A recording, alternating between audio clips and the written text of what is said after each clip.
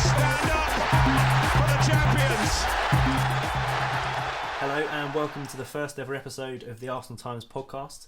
I'm Ben Ashton and I'm joined by Hayden Emerson. Hello Hayden, how are you? I'm very well, thank you. I'm excited to be here. Yeah, glad to have you on for the first ever episode. Just to give you all a quick brief overview before we get started. The Arsenal Times is a new website, blog, whatever you like to call it, dedicated purely to Arsenal coverage, which can be anything from news and opinions to analysis of how the team's performing, in-depth features and soon to be some interviews on the site as well. We've only recently just started, but really enjoying it so far and already had a great response from fans on social media. So thank you for everyone who's getting involved already. It's been some really good debates and good enjoyable stuff so far.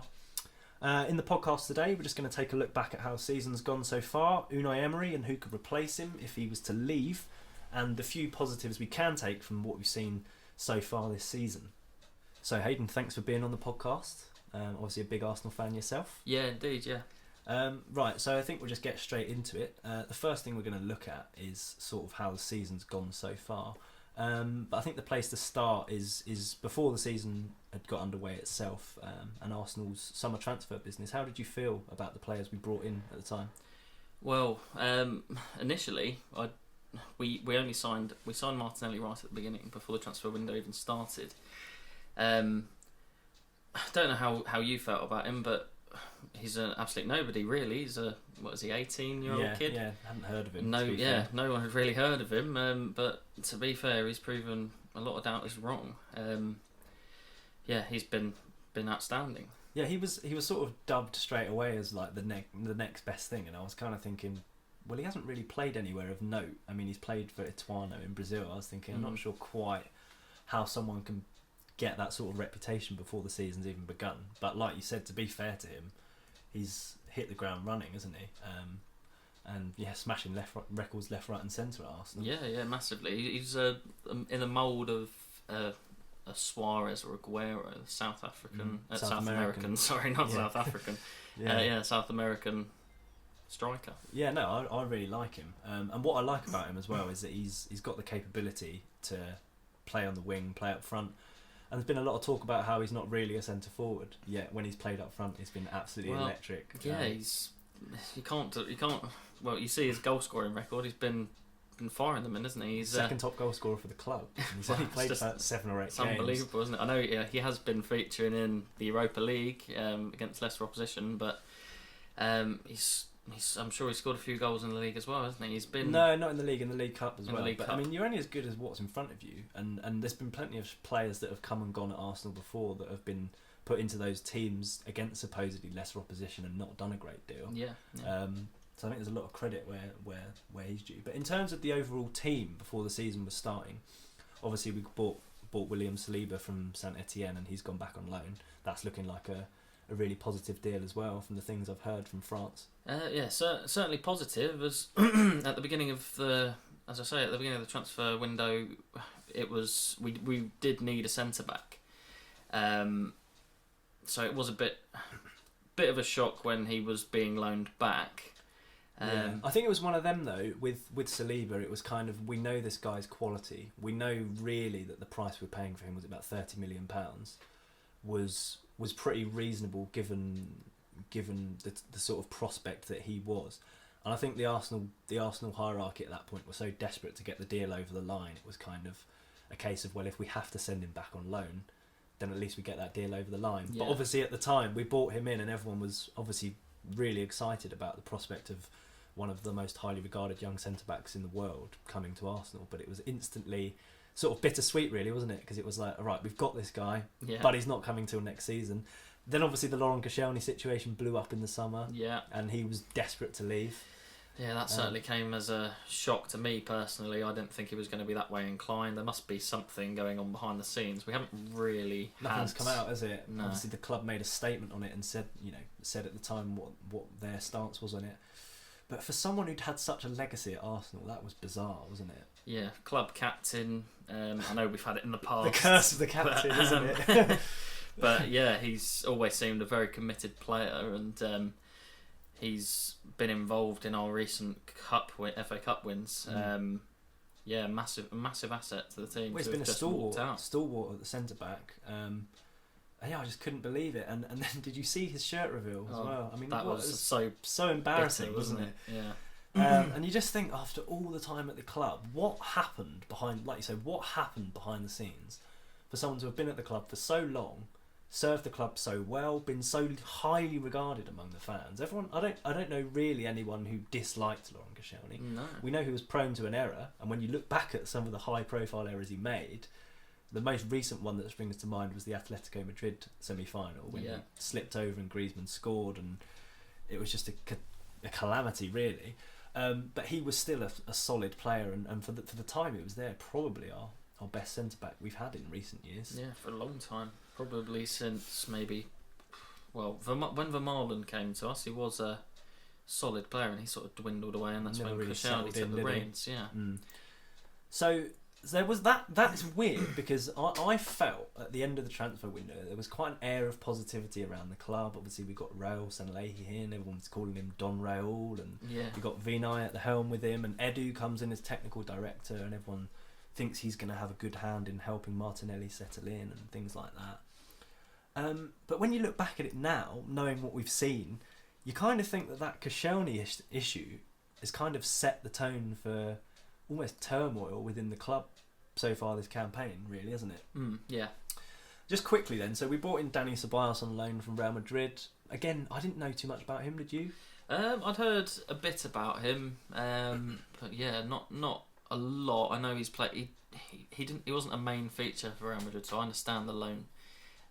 But yeah, since he's come in, he's done a good job. Yeah, he's highly rated, isn't he? Bit hit and miss, I think.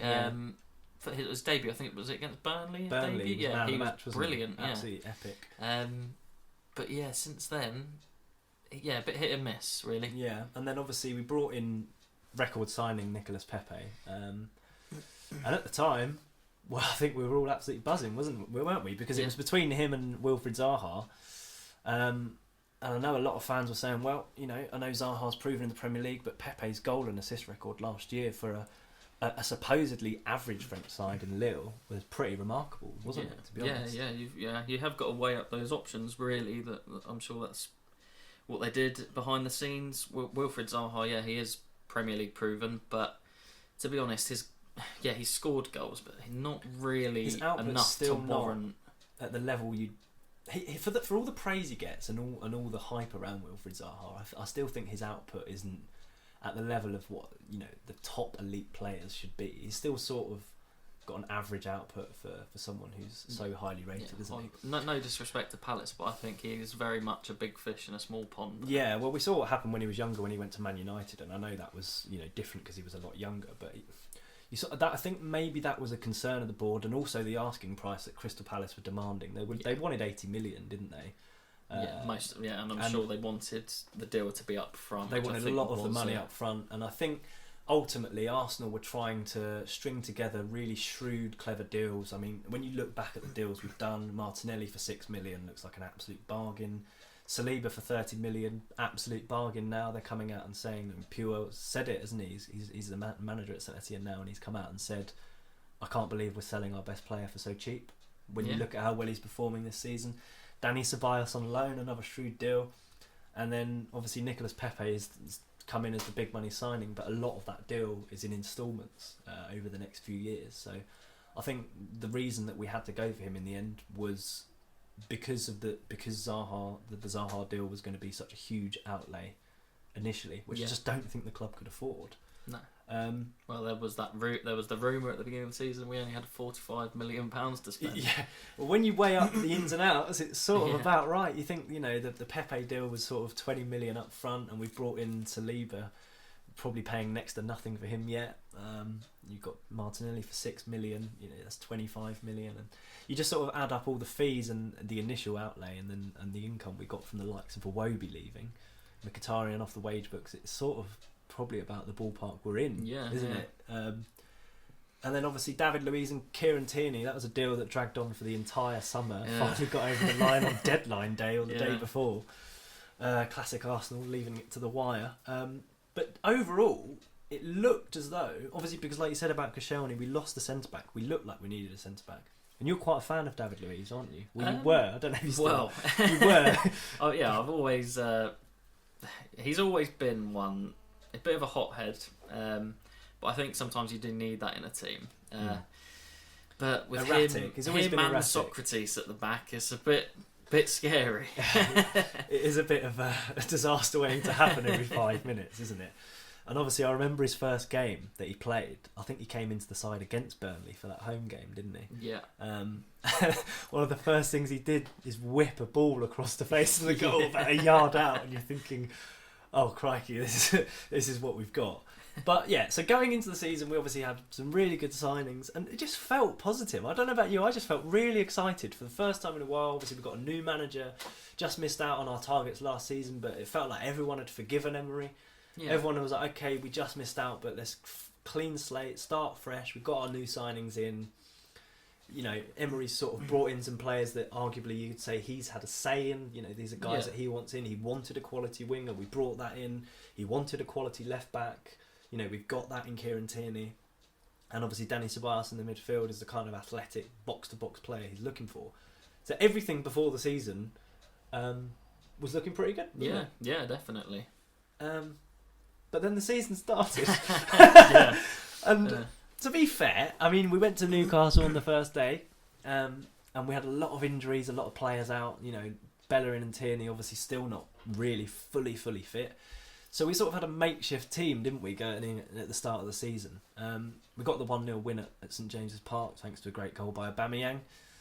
And then we sort of ground out a performance against Burnley as well. Neither of those performances were particularly convincing. No. And it's not really how you want to start a Premier League season, scraping results. I mean, they do say champions grind out a result when it Grind out matters, results, but when that's the start. I know what you're saying, but at that point, I think after the Burnley game, I kind of looked at it and I thought, okay, 2 games, scrappy performances, but it's 6 points on the board, and that's 6 points more than we had at the same stage last season. Because obviously we had City and Chelsea in the first 2 games, which was a horrible set of fixtures for Emery to start with. But I thought, okay, well, regardless of the performances, you know, we've got 6 points. Then we went into the game at Liverpool and everyone was saying, right, this is we're going to see what Arsenal are really made of. And lo and behold, we pretty much saw everything that we expected. Well, to be fair, going to Anfield, they have been, well, they've just won the Champions League. They've been brilliant for the last couple of seasons. I wasn't really expecting us to get a win at Anfield, to be honest with you. No. But yeah, I would have expected a better performance. It was one of them. I could see what Emery was doing. I don't know if you watched the game at the time. Yeah. I remember thinking, okay, the setup is great. If we can defend. And obviously, we actually did okay in that game. We rode our luck a little bit, but there were a few chances. Pepe obviously came onto the scene, and I was really excited about him after that. Because I know he missed a couple of good chances, but he looked electric, didn't he? And obviously, he skinned Robertson for that chance. And if he buries that, and we do go 1-0 up, obviously it looks like the game plan's working to perfection. Yeah. And then there was also an Aubameyang chance early in that game as well, wasn't it? And the keeper came out, and Aubameyang had a chance to stick the ball in, and they managed to clear it. But it looked like, okay, we've come to Anfield, which is the toughest ground in the league at the moment, and we're making a bit of a statement. And I thought, okay, the performance isn't particularly convincing, but there's glimmers of hope there. Then we made a defensive error, concede from a set piece, standard Arsenal, and then pretty much capitulated at the start of the second half, and your favourite player, David Luiz, pretty much had a stinker in that second half. Would he give away a penalty and then left for dead by Salah? But again, it was sort of, okay, 3 games in, 6 points, lost at Anfield, wasn't humiliating. Yeah. You know. But it's just everything since then has just got gradually worse, hasn't it? Yeah. I mean, we're just looking at the fixtures and the results now, and you look at the performances, and it's really hard, you know, league performances alone, to actually pick out one game where we've had a complete performance. Yeah. You go through it, obviously Spurs at home, found ourselves 2-0 down at half-time, terrible first half, excellent in the second half to be fair, pulled the game back to 2-2, should really have gone on to win the game. Yeah. Watford, same again, okay in the first half, 2-0 up, cruising against bottom of the league. Yeah. Throw it away, draw 2-2, look like we're going to actually lose at the end of it, clinging on for dear life against bottom of the league Watford, who hadn't won a game at that point. And this was already at this stage. I think we had the next game in the league comes against Villa. Now you were at that game. Can you just tell us a bit about what happened in that game? Obviously I watched it and everyone remembers, but how did you feel about that game at the time? Well, to be perfectly honest, the first half was an absolute shambles. It was the first time I'd been to the Emirates this season. Yeah. So obviously wanted a good performance, and the first half was absolutely dreadful. I remember thinking it's one of the worst performances I've seen. I mean, how many times have we said that this season now?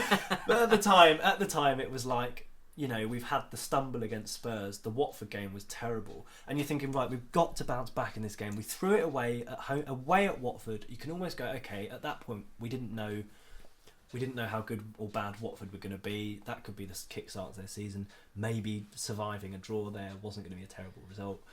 But in my head, I was thinking we've got to recover at home to Villa. Yeah, we've got to put in a good performance.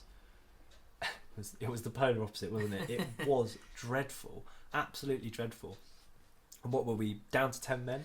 Down to 10 men at half time. 1-0 down. Maitland-Niles got the sending off. At the time, I really wasn't sure whether it was. I still think it was harsh. But yeah, I'm not too sure about that still. But yeah. Either way, that was the situation we found ourselves in. Yeah. And then in the second half, what a chaotic game, really. It was like a game of basketball, wasn't it? You know, so obviously we showed a lot of character, you know, old Wenger cliche there. Yeah. We showed a lot of character, regardless of what you want to say about the performance. We showed a lot of character to keep fighting, get back in the game. We somehow won 3-2. But did you feel positive after the game? Or it was? I think the instant result at full time was an air of relief. Yeah, massively. The celebrations around the stadium when the third goal went in, it was more, as you say, a relief than a joy. Yeah, thank God we haven't only drawn or lost at home to newly promoted Aston Villa. Yeah, essentially, wasn't it? Yeah, and that was the game where this whole discussion about the amount of shots we were conceding started coming to the fore. Yeah. So Arsenal essentially conceded more shots against their goal than any other team in the league this season. And Leno is top of the saves chart. You know, he's making more saves than anyone else. And I think this was the point at which everyone was sort of saying, okay, this is a real issue now. Because we're not playing any outstanding sides at this point. Obviously, Spurs have had a torrid season. Watford are still down in the relegation zone. And Villa obviously going to be battling relegation this season as well. They're doing okay. But we're playing against sides there where we're allowing so many attacking opportunities against us. Yeah. And the performance just really haven't done a lot to give us belief, really, have they, since then? It's very strange, really. We just the way we're set up, we look so vulnerable. What do you make then of Unai Emery then? I think that's kind of what this is getting onto, isn't it? Really, I mean, we all know what's happened since then. The run of results have been terrible. 2 wins in 10 Premier League games. 6 wins from our last 19 Premier League games, if you include the end of last season. Yeah, that gives us 24 points is what we've had from our last 19 games. The projected points total is 48 points, which gives you an average finish of 11th, which I worked out and wrote on the Arsenal Times, of course. But yeah, I mean that is we are literally performing at mid-table level, borderline relegation form. And when you look at the table at the moment, we're 17 points in 6th place. But we are only 3 points ahead of Everton, who are in 15th. Yeah. And we are closer to the relegation zone than we are the top of the table, which is all too familiar a story. Yeah. And when you look at it, I mean, 9 points above the relegation zone and 9 points behind Chelsea and Leicester, which is, you know, arguably who we're going to be challenging for the top four. Yeah. You'd imagine City, who are 8 points ahead at the moment, will be back on Liverpool's tail at some point. They're likely to finish above Chelsea and Leicester, aren't you? It's fair to accept that Liverpool and City will be the top two. So at this stage, we're looking at, okay, Leicester and Chelsea is who we're chasing, and we're 9 points behind them after 12 games. 9 points behind already. And yeah, closer to the bottom end of the table than we are the top. Do you see any sign that Unai Emery can turn this round? Well, it's difficult really, because obviously after last season he's come in, replaced Arsene Wenger. Never going to be an easy task. No. And yeah, I thought when we first got him in, I didn't want to be like other teams where they bring a manager in, he doesn't perform well, and you just axe him. So I said at the beginning, yeah, give him a couple of years. Yeah. But now it is. Well, that's exactly how I feel, because even at the start of this season, it was sort of clean slate, as we said earlier, and I thought, okay, give him this year, because he's got that optional third year, and I thought if he does well this year, then you can't not give him another year. And I was still quite positive at the start of the season, even when we had those dodgy performances, you know, Newcastle, Burnley, Liverpool. Even when we had those games, I was thinking, okay, well, you know, it's start of the season, let's just get our players back, let's get back to the fully fit squad. And I don't know exactly what point I turned, but I think it was around the Watford game. Yeah. I think that game, when we were 2-0 up at bottom of the league, and we threw it away, and we were clinging on for dear life, I think that was the point at which I didn't give up on Emery, but that is the first point I started thinking, maybe this isn't going to work. Yeah. Maybe this guy isn't the man for the job. But what do you think it is about Emery that's not working? What is it? Is it his style of management? What can you pinpoint what he's trying to do and what's going wrong? Well, the thing is, he's come in and we've expected him to shore up the defence and basically make us a more solid team. Because Arsene Wenger, he was always a free-flowing, attacking football, loved the game. But yeah, it just doesn't seem like Emery's come in and done that. If anything, we do look a bit more, as I say, vulnerable. Susceptible at the back. And that's the point. When he came in, we thought, okay, this guy is pragmatic, was the word that was bandied about. He's pragmatic. Okay, if, let's say, for example, the football isn't going to be as entertaining, but he's going to improve the defence and he's going to make us stronger at the back. But when you look at the statistics, his record is actually now worse than Wenger's last 50 games in the league. Yeah. So I don't think now there's no real argument for we're going in the right direction. Things are going to improve, and I think it's not even always about results, is it? At this stage now, the results are terrible. The results speak for themselves. It's been our worst start to the season since 1982. That speaks for itself. Yeah. That alone shows that we're not going in the right direction. We are sixth in the table, but with, you know, lose one or two more games, God, Christ knows where we're going to find ourselves. I mean, it's getting to the point now where it feels as though the only way we stop this rot is to change manager, doesn't it? And like you said, I don't want us to become that kind of club, but what do you do at this stage? Yeah, it is a difficult one, really. As I say, we don't want to be a hypocrite or anything, but it's not looking good for us at the moment. No, not at all. I think you look at as well the style of play as well. I mean, it just feels like at the moment everything we're doing is so negative and defeatist. We're not killing teams off. We threw a 2-goal lead away against Palace. Take away 2 set-piece goals. Terrible performance again. I know we were robbed by VAR in that game. Let's not go into VAR this week. But we were robbed by VAR. But ultimately the performance wasn't good enough. You got the Wolves game at home, again leading in a game, throw it away. Yeah. Leicester played us off the park. We barely looked like threatening. We had one shot on target all game. It's not improving. Whatever way you want to dress it up, it's not improving. And in amongst all this, there's been so many issues in the dressing room that also are just creating a toxic atmosphere, really. You look at the Granit Xhaka situation. What was your view on that? Yeah, I didn't watch the game. But yeah, I was very shocked when I saw that crop up on the socials. Yeah, It's not really the kind of reaction you expect from the guy that's just been major club captain. Yeah. And I know that, you know, in that sense, that's not Emery's fault. That's just an awful situation that's reared its head. But I still feel he has to take some of the blame for what happened there.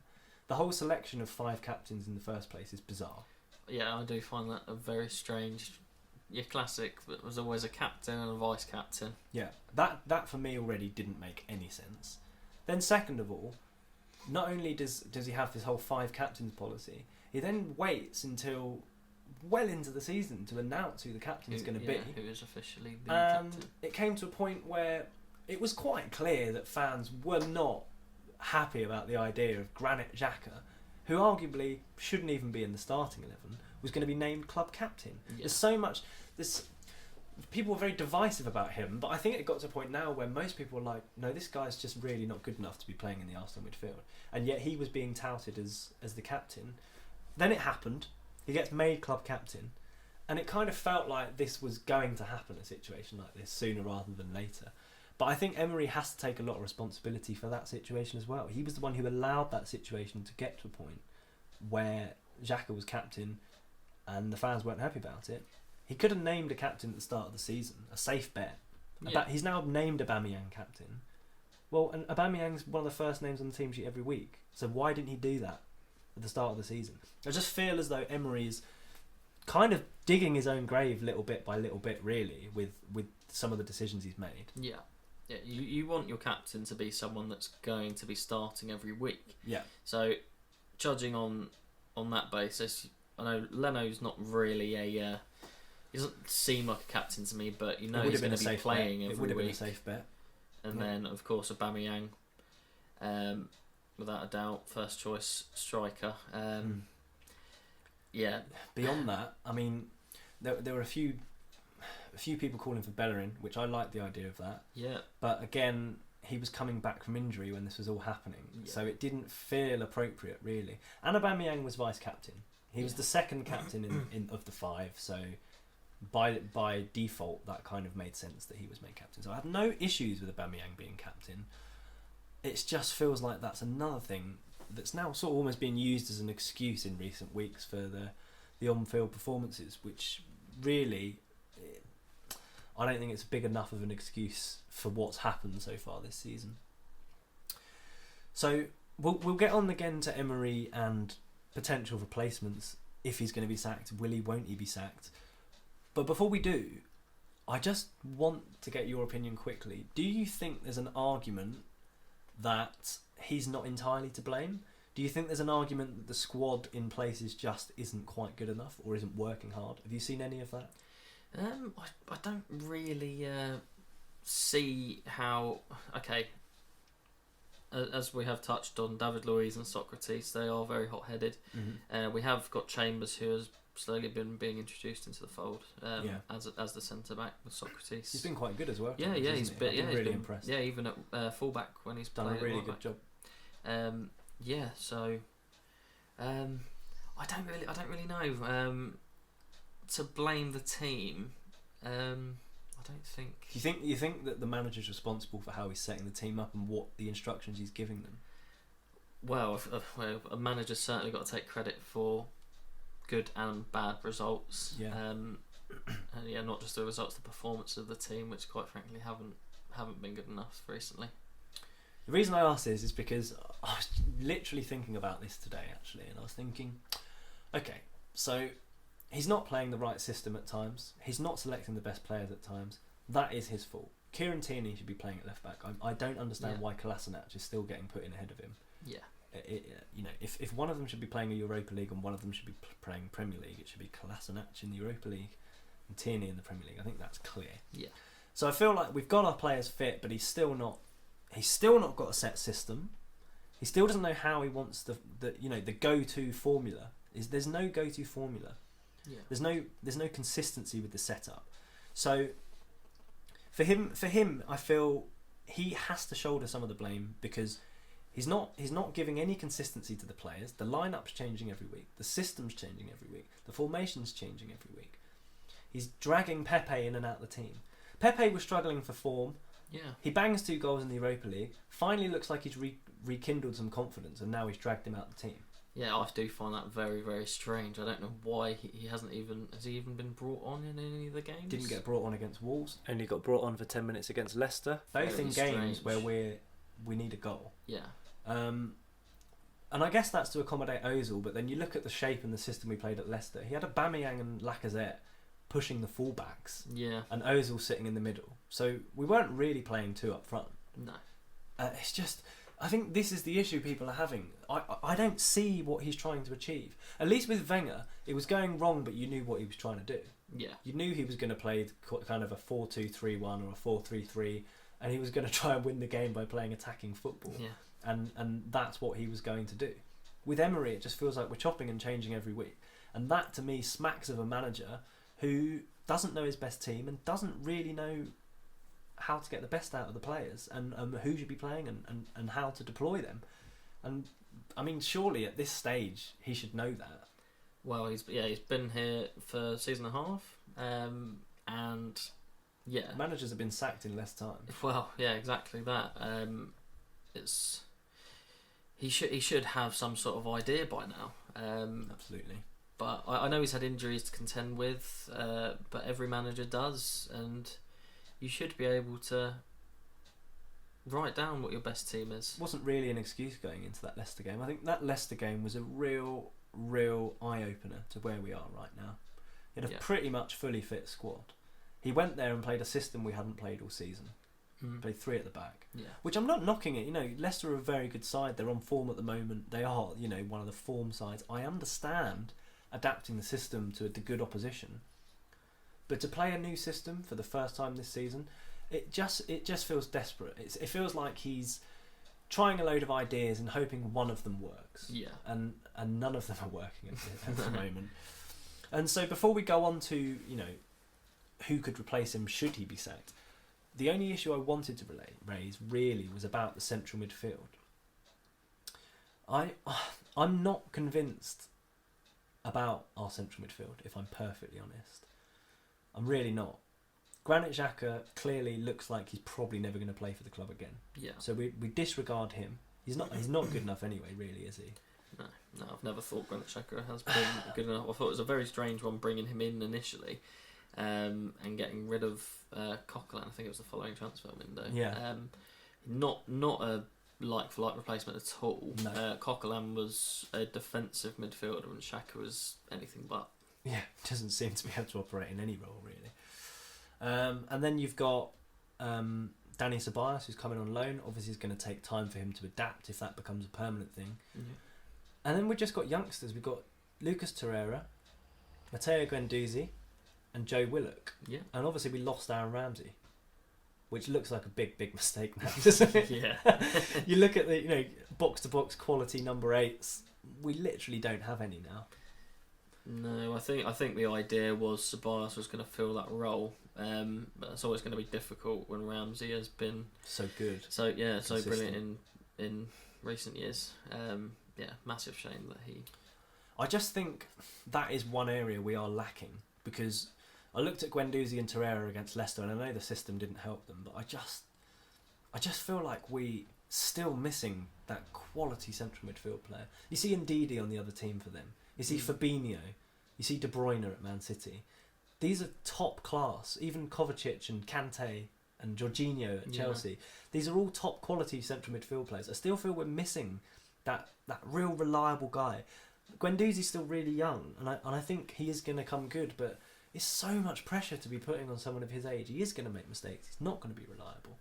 Torreira's not getting used properly, so it's really hard to judge where Torreira's at right now. Because Emery's played him out of position so often. Then when he does play him in the base of the central midfield, we play 5 at the back, so there's no protection in midfield anyway. No. Him and Guendouzi are getting overrun by three in midfield versus 2 in midfield.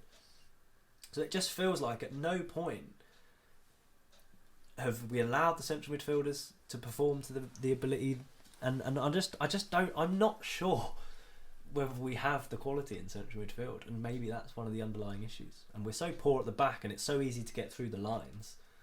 I just think it is actually a bit of a concern at the moment. Yeah. Joe Willock's still very young. You can't expect him to perform consistently week in, week out. So you look beyond that.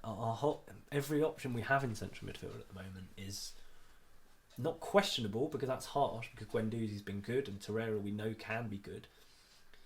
But none of them are performing to the level where you can absolutely say top class, brilliant Premier League player. Consistency, yeah. And I think that is an issue.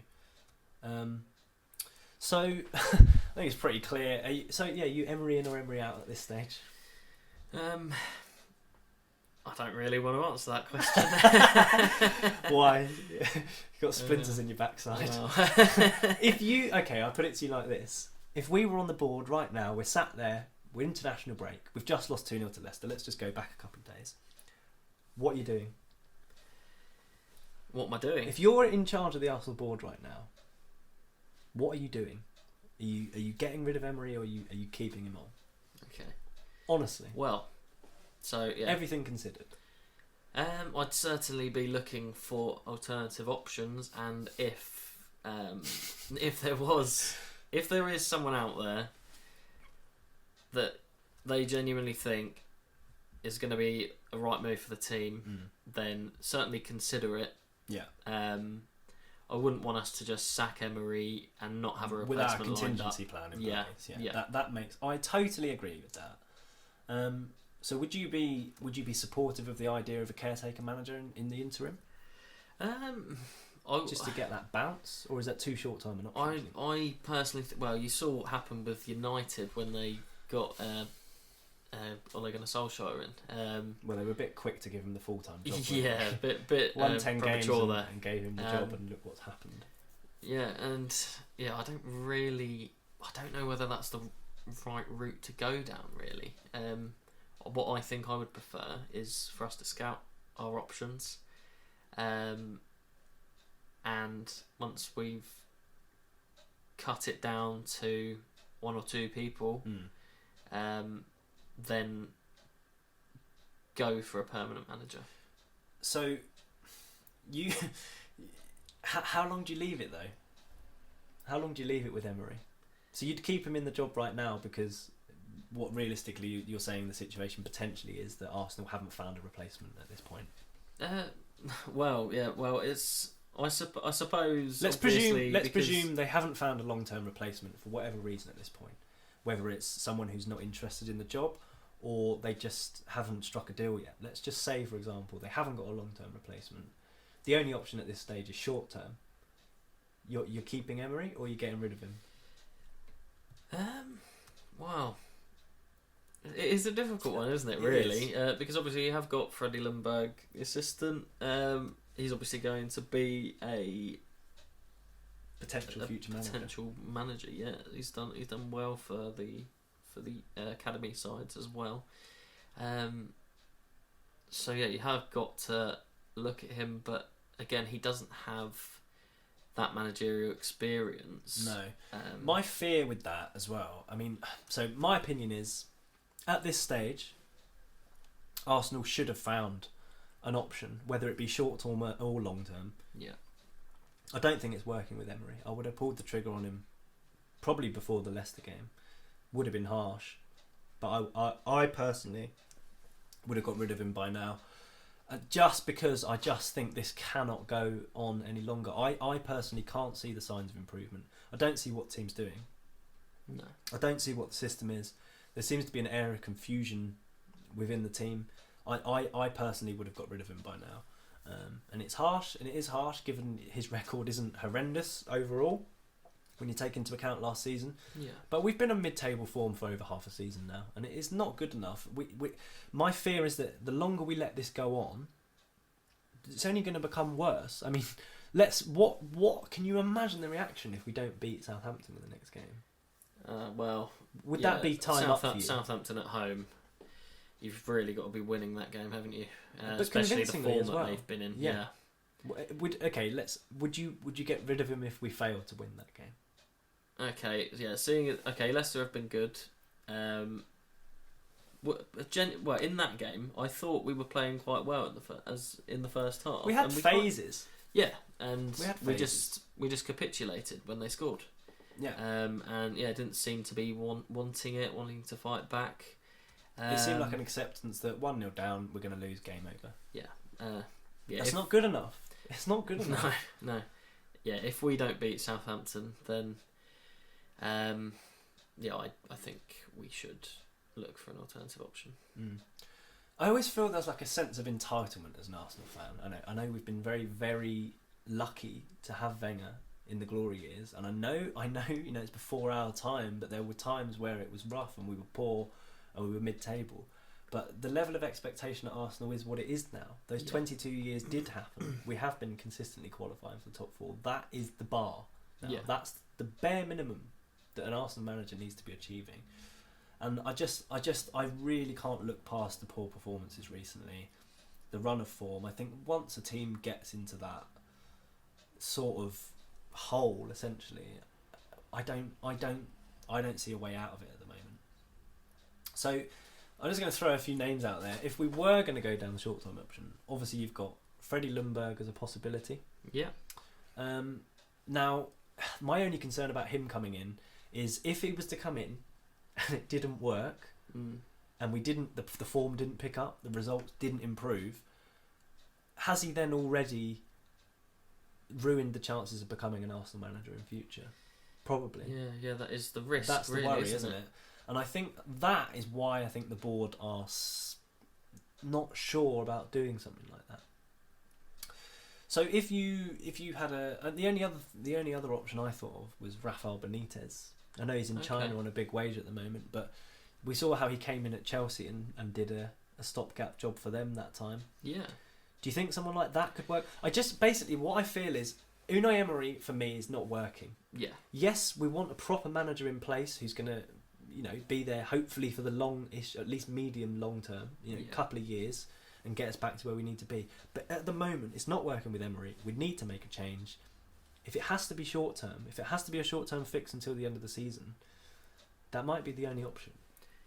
Yeah, well, if the form carries on that we are currently in, as you say, it works out that we will finish mid-table, and that can't happen. We can't allow that to happen. No, we'll lose our best players if that happens. We can't allow that to happen. So it really does feel like make or break, doesn't it? I mean, you look at the fixtures coming up. We've got Southampton at home, Norwich away, Brighton at home, West Ham away. It really, for a club of Arsenal standards, that should be 3 or 4 wins, shouldn't it? Yeah, massively. If he fails to do that, or if worst case scenario he loses and draws a couple each, that leaves us in such a bad situation. I don't honestly think we can carry on from there. No. So it does feel like make or break for him, doesn't it? Really, even a board who's shown patience with him and sort of given the dreaded vote of confidence. Yeah, you always see that, don't you? You always think, is that he's the right man for the job, and 3 weeks later he's gone. Yeah, it does feel like that to me. That's the impression I get. It's the classic vote of confidence, and there's been a few reports, not really confirmed, that he's got 5 or 6 games to save his job, and I think it's about right. Yeah. If we're still languishing in mid-table by Christmas, he's going to have to go.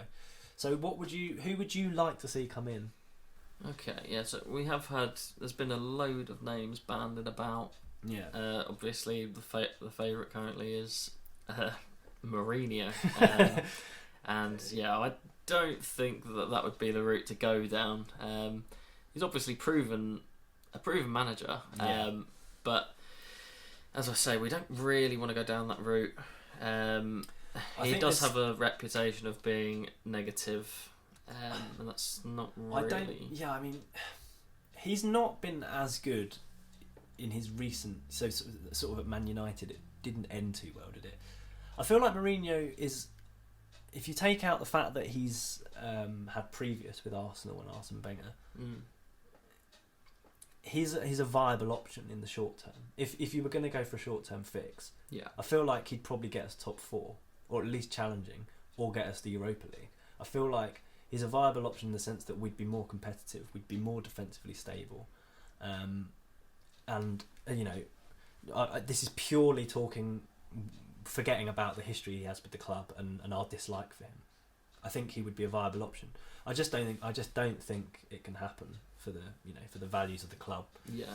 The history with Wenger. And he's a divisive character. I mean, if people are divided over Emery, who, let's be clear, he's a nice guy, Emery, isn't he? Yeah. It's not like, I don't hate him. I have no personal issues with him. He's a very friendly guy. It's just what he's producing on the pitch, which is what I'm not happy about, and I wish him well in the future if he does leave. But if everyone's getting divided over Emery, Christ knows what would happen if Mourinho came in. You've already got some people saying great idea, and other people saying absolutely no way. So if there's infighting now, dread to think what would happen if Mourinho came to the club. I just don't think it would go down well. I think it'd be a really bad move. But he is a favourite. Yeah. So it would suggest that there's some thought about that happening. But yeah, have you got any ideas over who you'd like to see? Well, not even who you'd like to see, because I think there's options we'd like to see that aren't realistic. Yeah. Let's do that quickly. If in a dream world, obviously you'd have Klopp or Guardiola.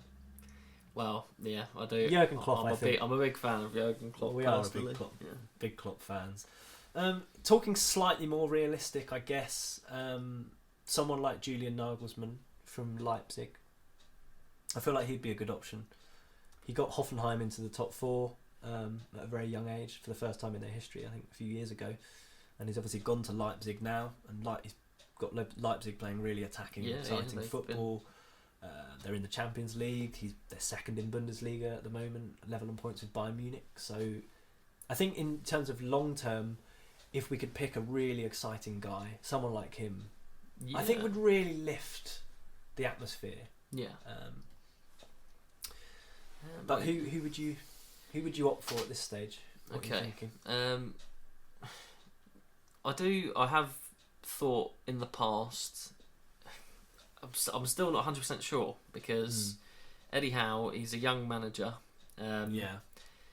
He's, as I say, he hasn't had a chance at a top club. No. But he's done well for Bournemouth. As I say, a young manager. He's full of promise, new ideas. They play quite nice football. Good style of football, yeah. He seems like a guy of authority there as well. I've seen a few sort of clips, and not documentaries, but some packages, TV packages on Eddie Howe, and he seems to be quite well respected at Bournemouth. He comes across as a really friendly, soft touch almost, doesn't he? But I think behind the scenes he's a pretty serious, hard guy, and he's not messed around with. So I think certainly he's definitely an option. I mean, everyone seems to be quick to say, "Oh no, he's never managed a big club. It's a risk." But I feel like any manager's a risk. Yeah, of course. The only guys you can sort of guarantee results with are guys that have already done it. Sort of, the Guardiolas, the Klopps, possibly a couple of other names you could throw out there. But but even that's not a guarantee, is it? I just think any manager's a risk. So if Arsenal appointed Eddie Howe, I don't think I'd be devastated. I think it would make sense. He's got Premier League experience. He's English. His communication would be better than Emery's for sure. Because I think that's another issue at the moment.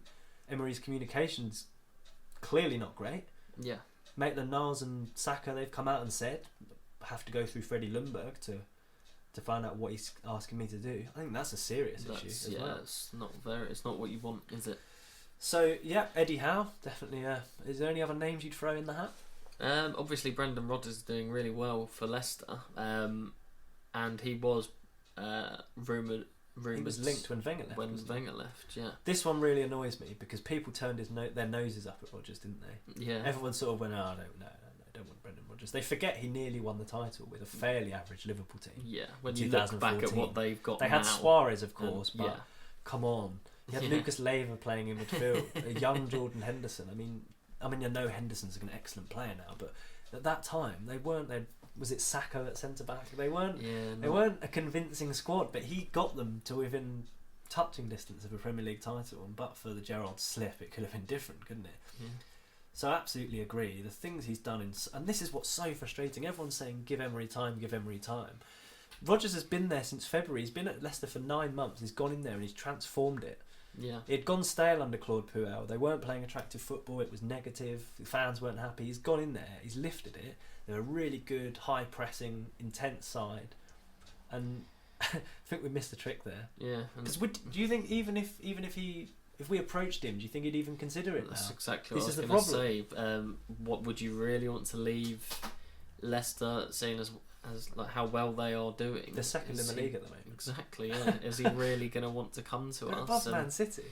Yeah. He's got a good little. Even if it all sort of Unravels. dwindles away now. Yeah. He's still got They're still going to have a good finish. They're going to be there or thereabouts, aren't they, for the top 4? Yeah. And I mean, they're punching above their weight by achieving that. That's overachieving at Leicester. Yeah. I mean, sort of 6th with their squad. They were the squad that were pipped to be on the heels of the top 6. Yeah.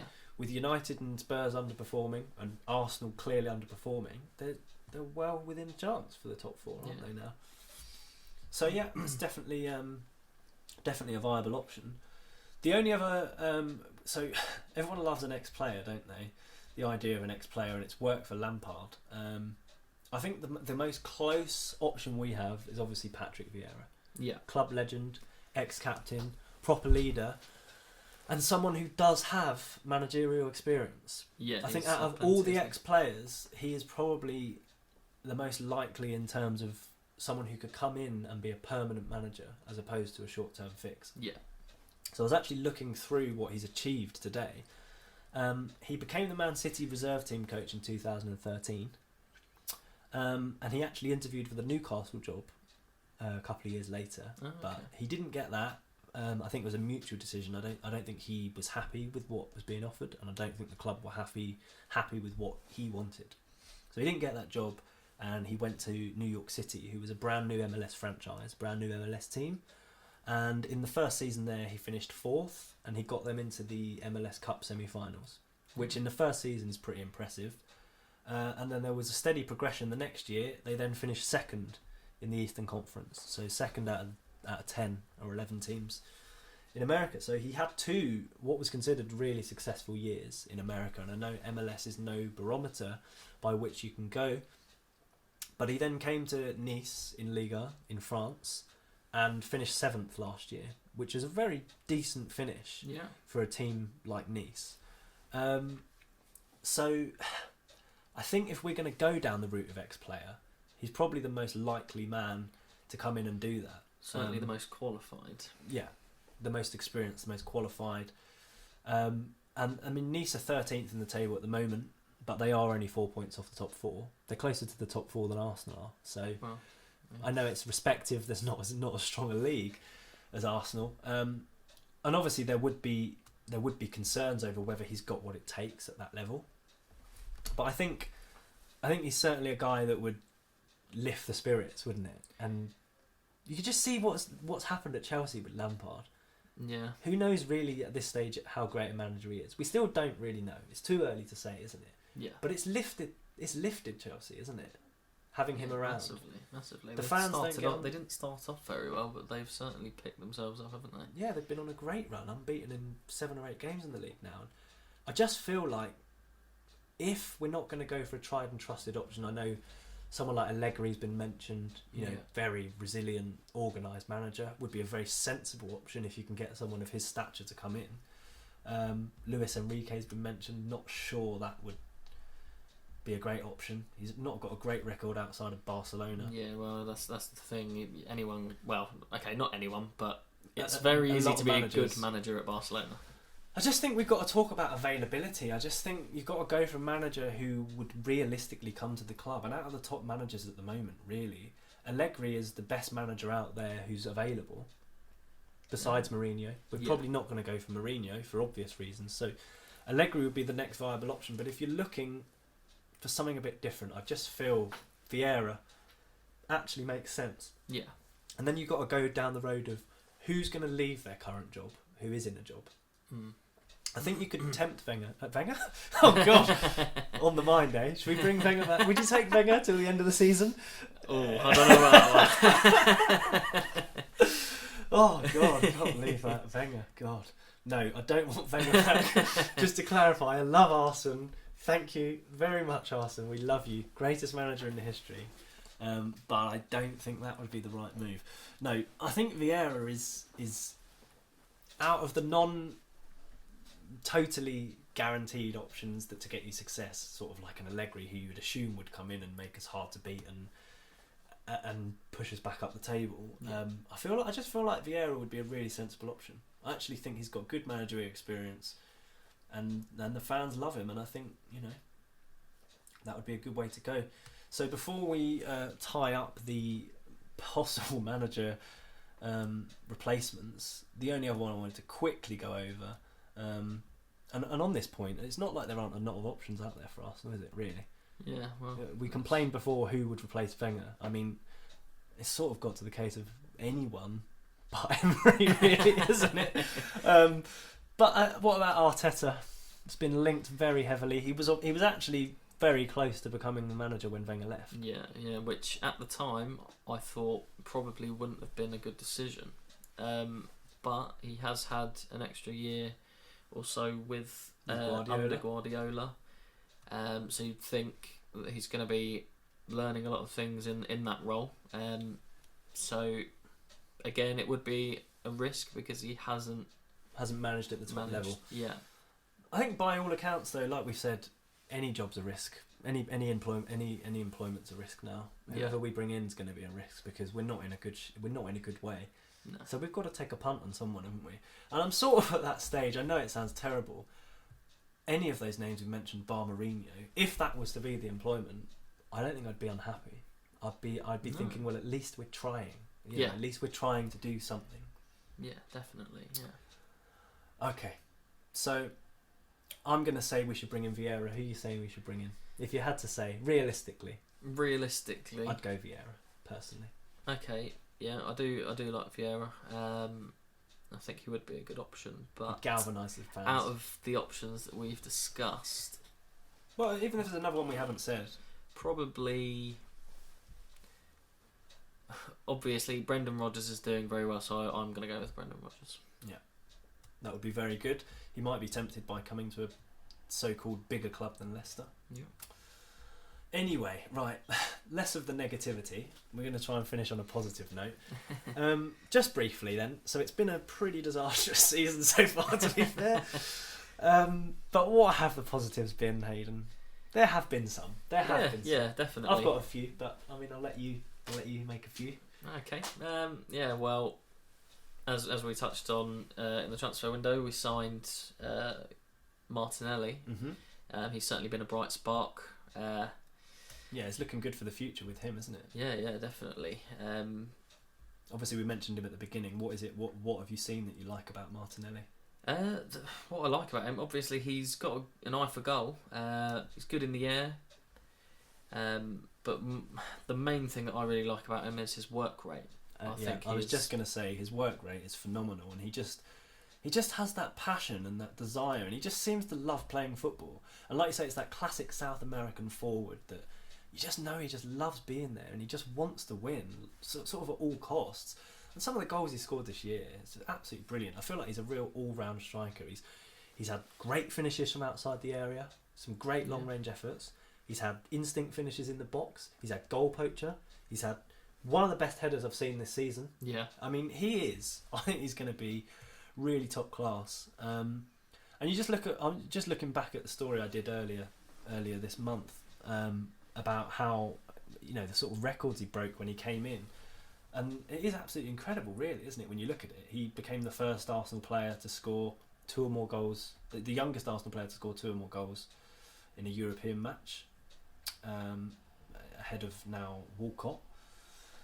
And he his record amongst Brazilians is pretty good as well.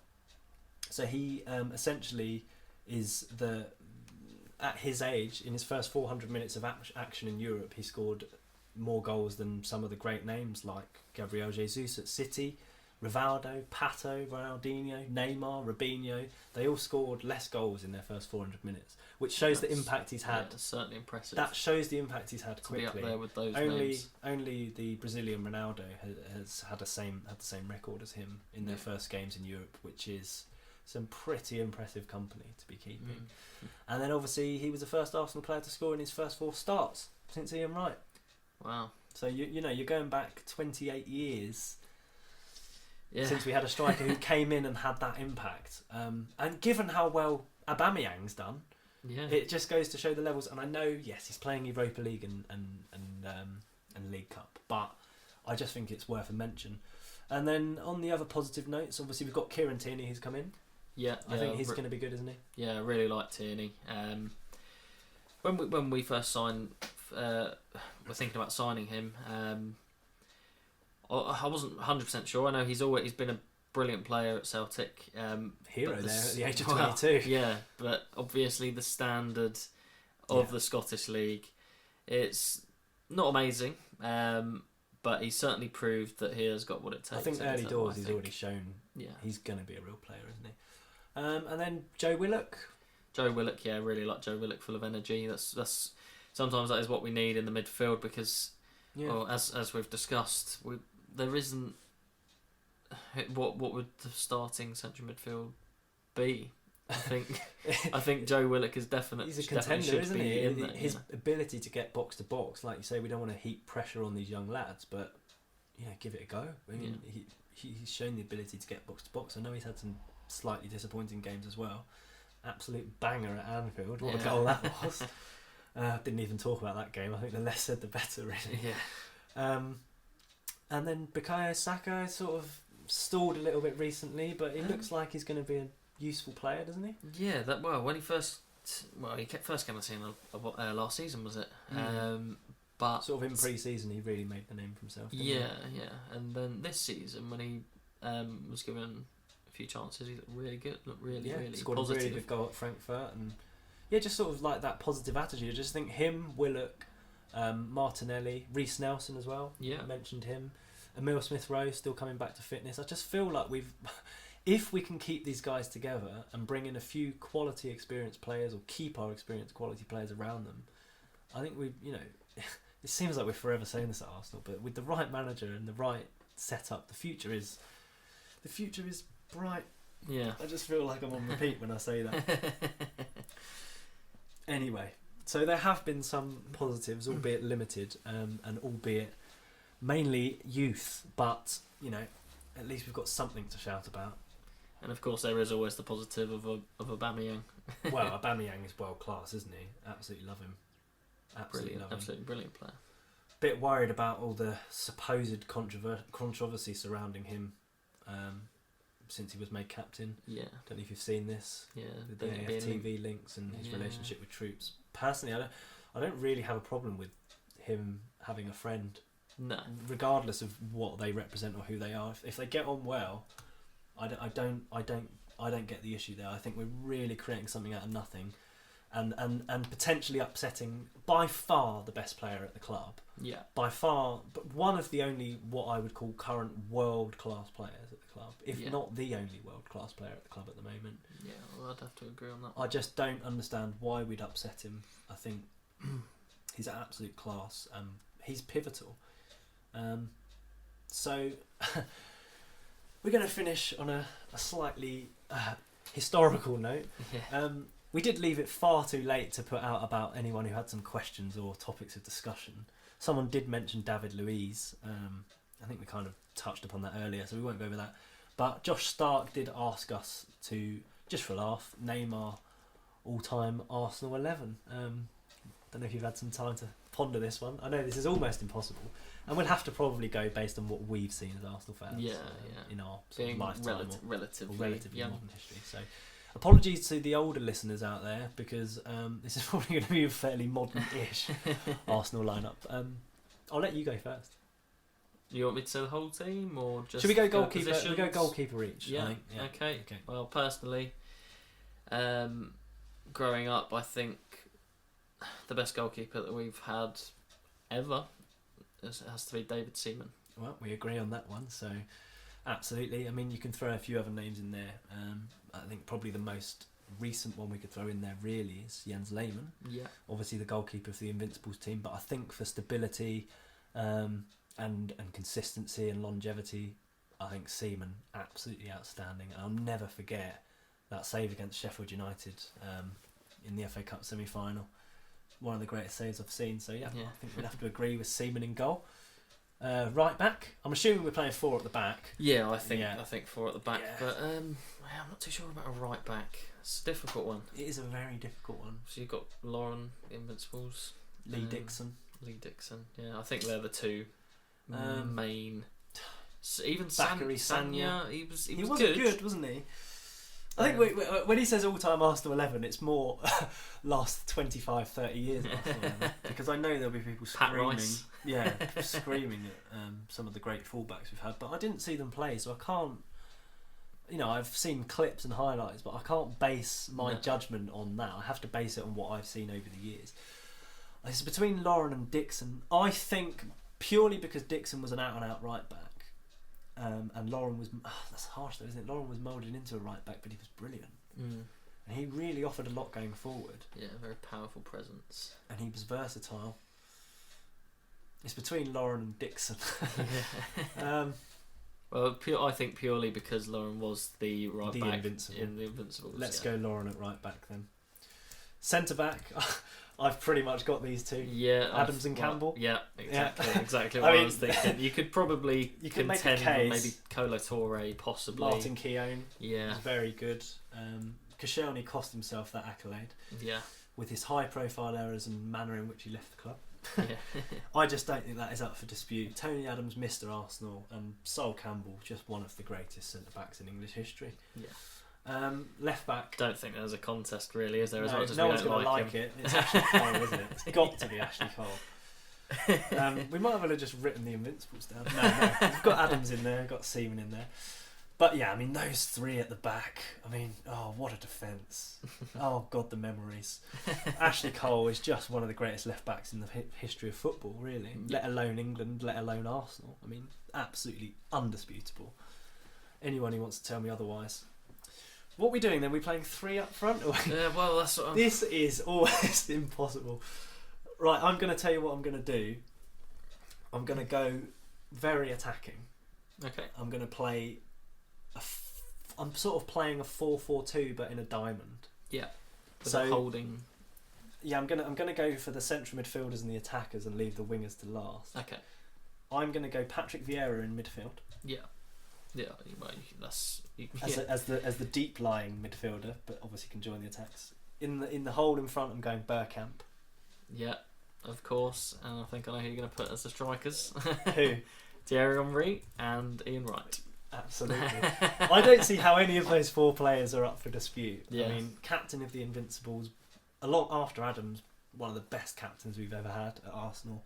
Absolute powerhouse in midfield, Patrick Vieira. Dennis Bergkamp's my all-time favourite player. Magic. Absolute class.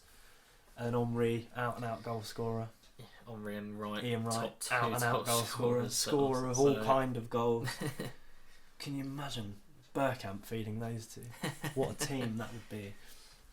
So, can we agree on that then? Have you got any others? I would certainly agree with that. Who would you say would be fighting for a place there? Okay. Van Persie? Wow. I know we don't, didn't end well, but he was a very good player, of course. And quite if you want to go with the current crop of players, Aubameyang is probably with a shout. Yeah. I think by the end of his Arsenal career, we might look back and say, do you know what? He's up there with those 2 for his goal output, sort of goals per game and what he brings to the side. There's so many. Fabregas, Cliff Baston. Yeah, remember him well. Yeah, Petty was there for so briefly. Wasn't there for long enough, was he? Yeah. Did you say Fabregas? Fabregas. Yeah. My dad loved Liam Brady. But again, I didn't see enough of him. So Gilberto Silva was so good in that team. Ray Parlour, I know he played out on the right as well, but could do a job in central midfield. All right, okay. So we've got to choose a right and left winger. On the left, I know who I'm going with. I think I know who you're going to go with. Go on then. Pires? Yep. It is pretty much the Invincibles with Wright and Adams, isn't it? Yeah, I just absolute magical player. Really was. Absolutely loved Robert Pires. I guess who else really? Well, for me, a lot of these things aren't really up for debate because it's based on recent history. Yeah, I'd like to try and be a bit different and not say Freddie Ljungberg, but what, on the right? Yeah. It's just so hard to look past it given what they achieved in their time. Look, you've got to throw in options in there. David Rocastle back in his day was absolutely phenomenal. And we forgot about Alan Smith up front. Yeah. He was brilliant. Paul Merson was a great player in that role. Look, we're very lucky to have been blessed. And then you go further back, the likes of Charlie George. I mean, we've all seen the videos. Yeah. What a player. But we've really got to pick our 11 based on what we know and what we could trust. So it's a very attacking lineup. I think, if we were going to have a slightly more defensive setup, who would you swap out? Let's say you put Omri and Bergkamp up front, or drop Bergkamp to the bench, or drop one of those front three to the bench. Who would be your sort of other central midfielder? Another central midfielder. Well, if Vieira's a bit more defensive, Fabregas. It's got to be Fabregas. Fabregas, I think, in terms of technically gifted, natural on the ball, he's one of the best central midfielders. Although I have got another one to throw in, maybe Santi Cazorla. Oh yeah, technical ability, absolutely world class. Okay, well I think we've given honourable mentions to Cesc Fabregas and Santi Cazorla, David Rocastle, Charlie George, Cliff Bastin, obviously, Pierre-Emerick Aubameyang. But this is our Arsenal all-time 11. So we've got David Seaman in goal, a back four of Lauren, Adams, Campbell and Cole, midfield of Ljungberg, Vieira holding, Bergkamp in the 10, and Pires on the left, and then Thierry Henry and Ian Wright up front. Yeah, I think that would score a few goals. Yeah. I don't think Adams would be particularly happy about the defensive work rate from all but Patrick, but I would say that team would probably play most teams off the pitch in its prime. Yeah. I think that pretty much rounds us up for the first ever Arsenal Times podcast. Thanks for coming on, Hayden. That was my pleasure. Very enjoyable. I know you were a bit questioning yourself on this. I'm not sure if I'm going to be up to standard, but I think you've been really good. Thank you very much. Yeah, really enjoyed it. Been really, really good. Thanks very much. Right. And yeah, I certainly hope to be on again in the future. Cool. Speak to you soon. Thanks. See you all later. And just very quickly, how could we end the podcast without a quick prediction ahead of the Southampton game after the international break? And just quickly, Hayden, your predictions for the Southampton game coming up after the international break? Yeah, so, well, as we've touched on, our form hasn't been brilliant. So I'm going to be... I don't like to be negative, so I'm going to be... Ever the optimist. Yep. I'm going to go with a 2-1 win to Arsenal. I think we will concede because we have been so shaky at the back. Mm-hmm. I think that's a realistic scoreline. Yeah. And as I say, I want to be positive. I want us to beat Southampton at home. Surely. You're so positive that you're going for a sneaky 2-1 win against a team that lost 9-0 a couple of weeks ago. Yeah, I mean, I'm really struggling to be positive, same as you, but I'm going to be positive. I'm going to go... I was going to go 2-1. I'm going to go for a really uninspiring, uninvigorating, really dull 1-0 win. Okay. That's going to leave everyone feeling completely deflated and not change anyone's opinion whatsoever. So please, Unai Emery, prove me wrong. I don't think Southampton as bad as everyone makes out. They didn't do too badly at the Etihad. Yeah, no. And I just think Arsenal are just insipid at the moment because of the way they set up. I really hope I'm wrong and I hope we thrash them 3 or 4-0, but with the way things are going, I can't see it happening. So I'm going to go... I was going to go 2-1 because we always concede, but yeah. I'm going to have faith that we're going to grind out a clean sheet for once. Probably concede 20 shots against us, but get the clean sheet. I'm going to go 1-0 then. 1-0, okay. Yeah. Cheers. 2-1. 2-1.